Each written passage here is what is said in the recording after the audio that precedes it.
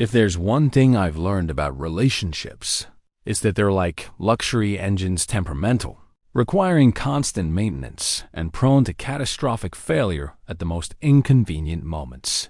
I should know. I'm Alfredo Moretti. Already master mechanic and, apparently, master of terrible life choices. People around my neighborhood in East Side tend to see me as the quintessential American success story with an Italian twist. Immigrant parents who scrapped their way up from nothing, a successful auto shop that caters to the well-heeled crowd, and a reputation for being able to diagnose a transmission problem faster than most doctors can identify a common cold. What they don't see is the loneliness that comes with spending most of your day under the hoods of cars that cost more than your entire life savings. My mother worries about me. Alfredo, she says during our Sunday calls, her accent thickening with concern. A man your age should have someone to come home to besides that mangy cat. The cat in question, an imperious orange tabby named Torque, offers no defense, primarily because he knows she's right. But relationships? They've always felt like trying to fix an electrical problem without a wiring diagram. I can disassemble and rebuild a Ferrari engine blindfolded, but the inner workings of the human heart remain an unsolvable puzzle. At least, that's what I told myself until the Tuesday when everything changed. It began, as these things often do, with a Cadillac Escalade. She rolled into my garage just after lunch, both the vehicle and its driver gleaming with that unmistakable sheen of wealth. Catherine Prescott, wife of real estate mogul James Prescott, claimed there was a strange noise coming from under the hood. Funny thing about strange noises, they have a way of disappearing when rich women need an excuse to visit grease-stained men like me. I'd seen her around before, of course. The Prescotts were local celebrities in our upscale suburb. James with his silver fox good looks, and Catherine with her carefully maintained beauty that somehow made 45 look like 35 from a distance. They were fixtures at charity galas, their names emblazoned on hospital wings and museum exhibits. Their marriage was the kind featured in local magazine spreads, perfect, polished, and, as I would soon discover, profoundly empty. I just can't put my finger on it, she said, leaning over the engine in a dress that cost more than my monthly rent. It's like a whisper, engines, don't whisper. Women with restless eyes and diamond rings the size of small planets. They whisper. And I, fool that I am, leaned in to listen. Her perfume was subtle but unmistakable, something French and probably exclusive. Her blonde hair fell in a curtain as she pointed vaguely at the pristine engine components, and I noticed her manicure matched the Escalade's pearl-white exterior, the kind of detail that speaks of a life where even the smallest elements are coordinated for maximum effect. Let's take her for a test drive, I suggested, pretending we were still talking about the car. The Escalade was a 2025 model, top of the line, with that new car smell that mingles with expensive perfume in ways that scramble a man's better judgment. The interior was a cathedral of leather and technology, spacious enough to comfortably seat 7 or, as it turned out, 2 people with absolutely no intention of sitting properly. As we drove along the winding coastal road, Catherine kept up a steady stream of complaints about the noise only she could hear. Her hand occasionally brushed mine on the gear shift. Accidental, perhaps, but the third time it happened, our eyes met briefly. There was nothing accidental about what I saw there. I'll spare you the build-up. 3 test drives later, Catherine's wedding ring was tucked discreetly in her purse, and we were steaming up the windows of her husband's $120,000 status symbol in the back lot of my garage. We shouldn't, she breathed against my neck, her perfectly manicured nails digging half-moons into my shoulders. Definitely not, I agreed, already unbuttoning her silk blouse. The late afternoon sun cast long shadows through the tinted windows. As Catherine straddled me in the back seat, The Escalade's leather interior creaked softly beneath us, a luxurious soundtrack to our indiscretion. She was already slick with anticipation when I entered her, a gasp escaping her lips that seemed to fog every window around us. The car rocked gently as our pace quickened, her expensive perfume mixing with sweat and desire in the enclosed space. The spaciousness of the Escalade proved its worth as Buffy's worth, as Boss's was sweat and desire in the enclosed space. The spaciousness of the Escalade proved its worth as Boschishim mixing with sweat as Boschistes. Catherine leaned back, pulling me with her until we were sprawled across the rear seats. Custom ambient lighting cast a soft blue glow across her skin, turning the mundane act of adultery into something that felt almost cinematic. The vehicle's advanced suspension system absorbed our increasingly urgent movements, the outside world entirely oblivious to the boundaries being crossed within. "God, Alfredo," she moaned, her voice taking on that raspy quality that turns men stupid. And stupid I was, believing for even a second that what was happening was anything more than a diversion for a bored trophy wife. Her designer dress was bunched around her waist, my mechanic's hands leaving faint smudges on the pristine fabric, a detail that seemed to excite rather than concern her. The contrast wasn't lost on me, her manicured perfection against my rough edges, wealth encountering work, two worlds colliding in the back of an automobile that cost more than everything I owned. The windows of the Escalade were completely fogged, creating our own private world as Catherine moved against me. Her skin flushed pink from her chest to her cheeks, her carefully styled hair now wild and damp at the edges. When she came, clutching the headrest behind me and arching her back, I was lost.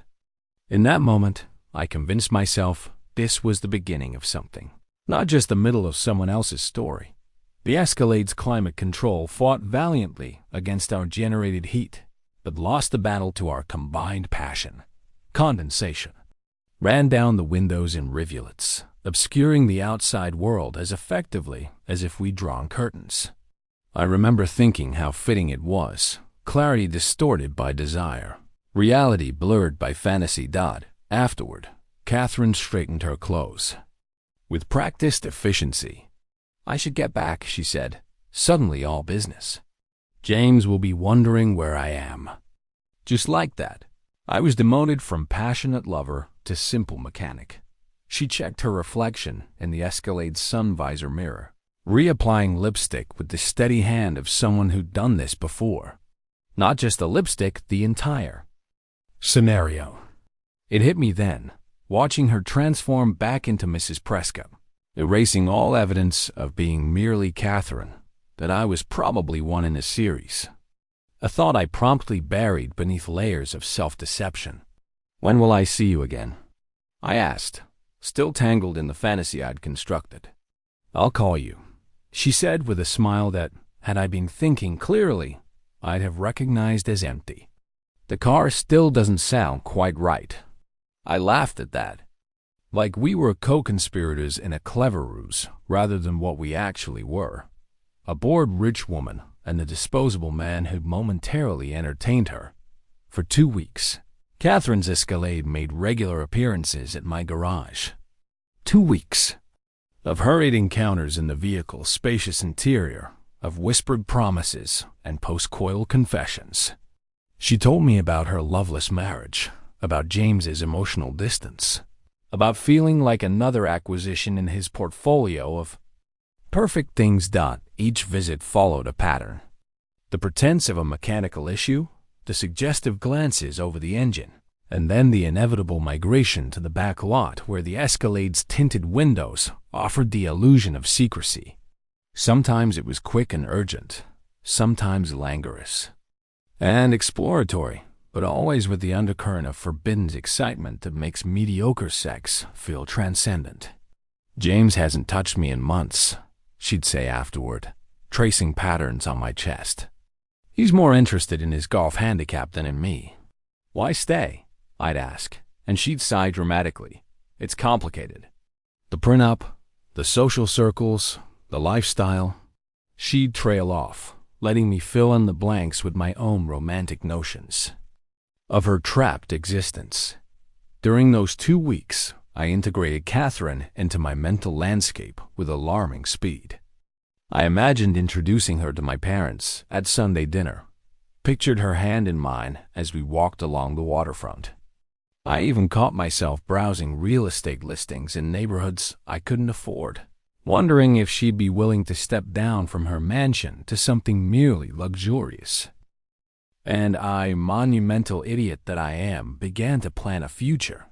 I started making subtle changes, upgraded my wardrobe beyond oil-stained jeans, researched wines I couldn't pronounce, considered the feasibility of night classes to finish the business.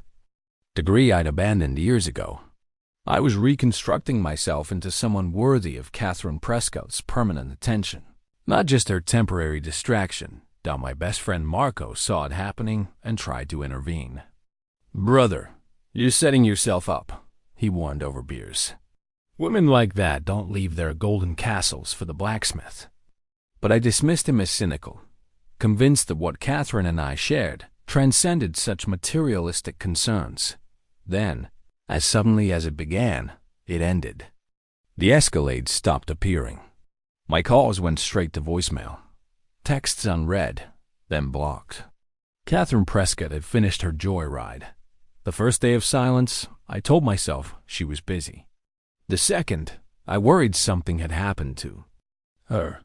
By the third, anxiety had bloomed into full-blown paranoia. Had James discovered us? Was she being monitored? Prevented from contacting me? By the fifth day, reality began its unwelcome intrusion. The simple truth that I had been entertainment, not love, was harder to accept than any elaborate scenario involving jealous husbands or captive wives. For most men, that would be the end of it. A bruised ego, a few drinks with friends, and on to the next poor decision. But there's something about being discarded that ignites a particular kind of madness in me. My Nonna always said I had more passion than sense, and in this case, she was right on the money. The Italian side of my family has always run hot. We love fiercely, grieve loudly, and nurse grudges like fine wines. My father once drove 300 miles to return a dented fender to a hit-and-run driver's doorstep. My mother still won't speak to her sister over a borrowed dress from 1992. And me? I was about to uphold the family tradition of spectacular overreaction. After a week of silence, I drove to the Prescotts' palatial home in the hills. It was the kind of house that makes you instantly aware of your social standing or lack thereof. Manicured lawns, a fountain in the circular driveway, windows large enough to make privacy seemed like a concept for the middle class. As I navigated the winding driveway in my 10-year-old Honda, a reliable car that suddenly felt embarrassingly inadequate, I rehearsed what I'd say. I'd be dignified but passionate, understanding but firm. I'd remind Catherine of our connection, of the things she'd whispered in the heated confines of her luxury SUV, how we belonged together, how what we had was real. Reality has a way of rendering all rehearsals useless. My carefully prepared speech evaporated the moment I pressed the doorbell and heard the dignified chime echo through what I imagined to be marble halls and soaring ceilings. I rang the doorbell, anxiety building with each passing second. My palms were sweating, my heart racing, physical symptoms more appropriate for a teenager's first date than a grown man's ill-advised confrontation. But it wasn't Catherine who answered. It was James. James Prescott was everything I wasn't: tall, silver-haired, wearing the kind of casual sweater that probably cost a month of my salary. He had the relaxed confidence of a man who's never had to check his bank balance before making a purchase. Up close, I could see the subtle signs of age that wealth can mitigate but not eliminate: the lines around his eyes, the slight softening beneath his jaw. Still, he had the bearing of someone who knows exactly his place in the world and is thoroughly satisfied with it. "Can I help you?" he asked, looking at me like I was a door-to-door salesman interrupting his day. His voice had that particular timbre of the privileged, pleasantly modulated, but with an underlying note that suggested if I didn't satisfy his curiosity quickly, security would be summoned. I straightened my shoulders, determined to maintain some dignity. "I'm here to see Catherine," I said, my voice steadier than I felt. "I'm Alfredo, from the garage." Something shifted in his expression, not surprise, but confirmation. It was the look of a man who's just had a theory validated, who's connecting the final dots in a picture he'd already mostly completed. "Alfredo," he repeated, and the way he said my name told me everything I needed to know. He'd been aware of me, perhaps from the beginning. Behind him, I caught a glimpse of their home-soaring ceilings, artwork that probably required insurance, furniture arranged with the kind of tasteful restraint that only comes from hiring someone to tell you what your taste should be. In the brief moment before his substantial frame blocked my view, I saw no sign of Catherine. "I need to talk to her," I pressed, trying to peer around him. "We have something special." The words sounded pathetic even to my own ears, like lines from a soap opera delivered by an amateur actor. But I'd driven all this way, burning bridges with every mile, and couldn't retreat now. James's laugh was short and without humor. It was the kind of laugh reserved for children who've said something naive or for subordinates who've overstepped their bounds. "Do you? Let me guess. She told you her marriage was empty, that I don't understand her, that you're the first man to make her feel alive in years." Each word hit like a wrench to the knuckles, painful and eerily accurate. I felt my face heating. The script he was reciting matching almost verbatim what Catherine had whispered to me across the Escalade's console. "It's more than that," I insisted, though my conviction was already crumbling like rust flakes from an old chassis. "We have a connection, son," he said, and the condescension in that single word made my teeth clench. "You have a fantasy. Catherine has a hobby. And I have a security system that tells me exactly when my wife's car leaves your garage. Did you think you were the first?" The question hung between us, rhetorical yet devastating. Of course, I thought I was the first. I'd believed every carefully practiced line she'd fed me, swallowed every calculated sigh, interpreted every rehearsed touch as spontaneous desire. I'd been so thoroughly fooled that it was almost impressive. "Where is she?" I managed, clinging to the last shreds of my delusion. "I want to hear it from her." "I'm sure you do." James's expression shifted to something almost resembling pity, which was somehow worse than his contempt. "But Catherine's not interested in delivering rejection personally. That's why she has me and the block button on her phone." Before I could respond, his hand shot out, connecting with the back of my head in a stinging cuff. Not hard enough to injure, but deliberate enough to humiliate, the kind of casual violence that says, "You're so far beneath me that I don't even need to form a proper fist." "Don't come back," he said, his voice level but brooking no argument. "Catherine's already moved on to her tennis instructor. At least he has a college degree." The door closed in my face with a solid thud that seemed to echo the finality of my humiliation. I stood there for a moment, my pride in pieces at my feet, half expecting, hoping, that Catherine might appear in a window, might show some sign that what we'd shared had meant something to her. The house remained impassive, its windows reflecting nothing but my own ridiculous figure on the doorstep. Thought the drive home was a blur of humiliation and rage. I'd been played not just by Catherine, but by James too. He'd known all along and had let it happen, secure in the knowledge that I was nothing more than temporary entertainment for his restless wife. An amusing diversion, like a movie she'd watch and promptly forget. It's a special kind of shame, discovering you're not even worth the drama of jealousy, that your grand passion is someone else's minor distraction. That the story you've been writing in your head was, to them, not even worth completing.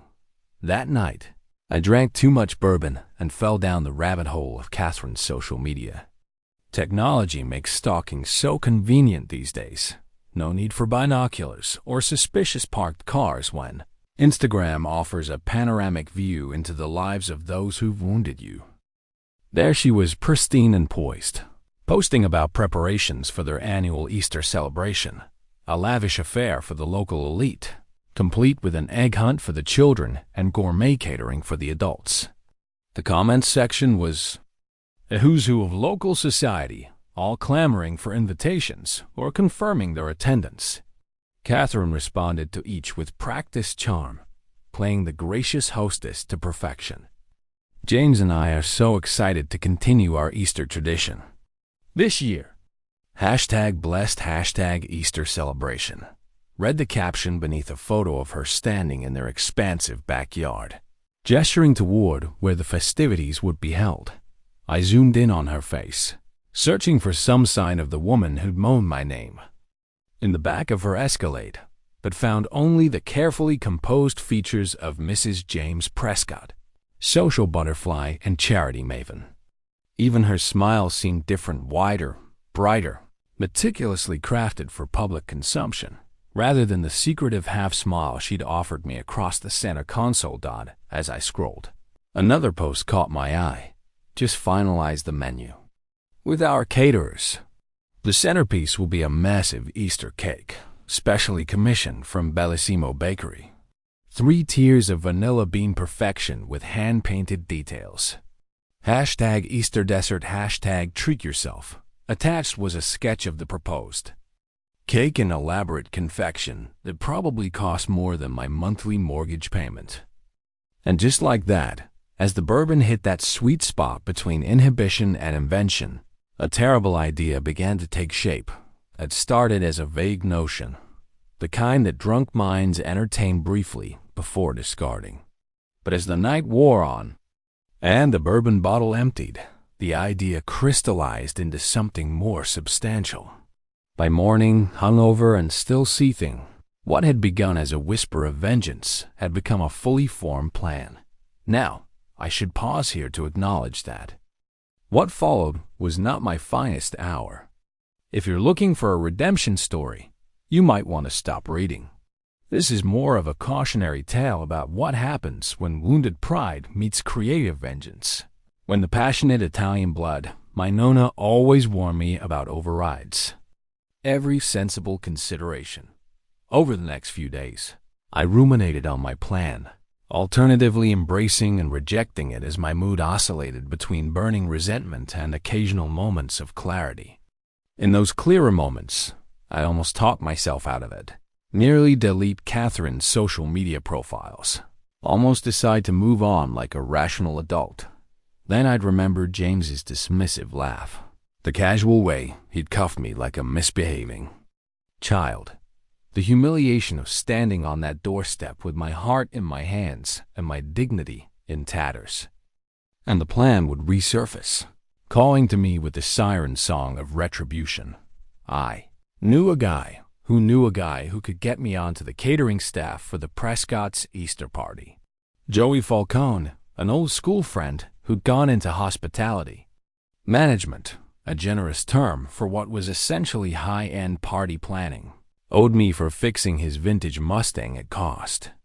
It took some convincing and nearly all my savings and a promise to fix his transmission for free. But by Saturday night, I had a white server's uniform and a staff badge that identified me as Alex. "You sure about this, Alfredo?" Joey asked, as he handed over the uniform in the back of his car, looking nervously over his shoulder like we were conducting a drug deal instead of a uniform exchange. "These people, they got serious connections. You mess this up, it's not just you who's in trouble." "I'm not going to mess anything up," I assured him, though my definition of messing up had undergone significant revision in recent days. I just want to see her again. Maybe talk to her somewhere her husband can't interfere. Joey didn't believe me. His raised eyebrows said as much. but he also didn't press further. The code among old friends. You help first, ask questions never. The Prescott estate was transformed for Easter Sunday. The lawn dotted with pastel decorations, a professional photographer capturing every moment, and a 6-foot Easter bunny entertaining the children.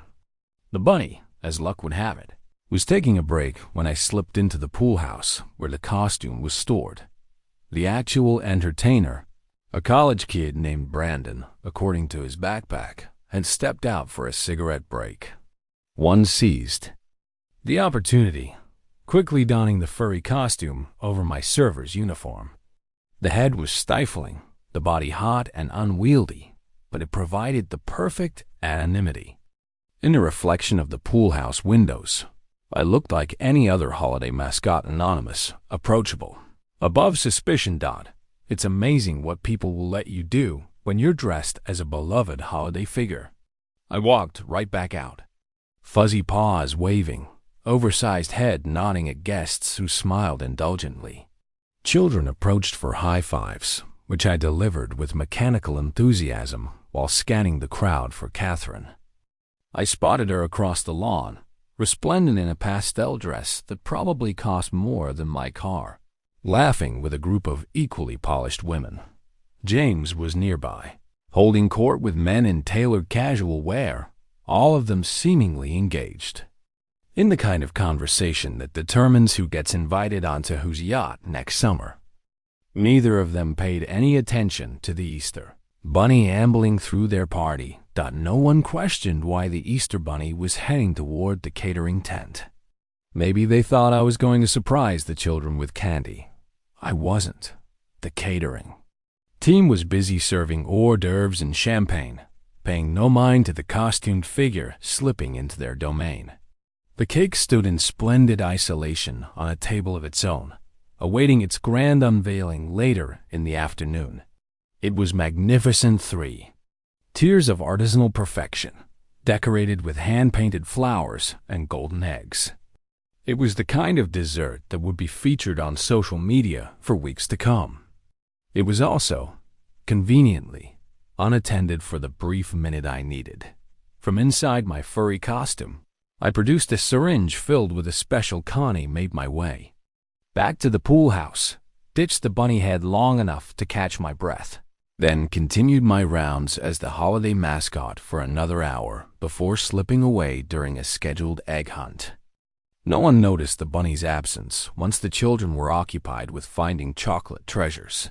From a distance, I watched as the cake was ceremoniously cut and served to approving murmurs from the assembled guests. James took a large piece, commenting loudly on the exquisite flavor. Catherine, ever the perfect hostess, made sure everyone had a slice before taking one herself. I didn't stay for the aftermath. Some things are better left to the imagination. But I did hear, through the local gossip network that inevitably connects service workers across town, that the Prescotts' Easter celebration had ended rather abruptly, with multiple guests making urgent departures. The story that circulated blamed food poisoning from bad shrimp, but I knew better. I also knew that my revenge, while temporarily satisfying, had solved nothing. Catherine still wouldn't take my calls. James still had his wealth and status.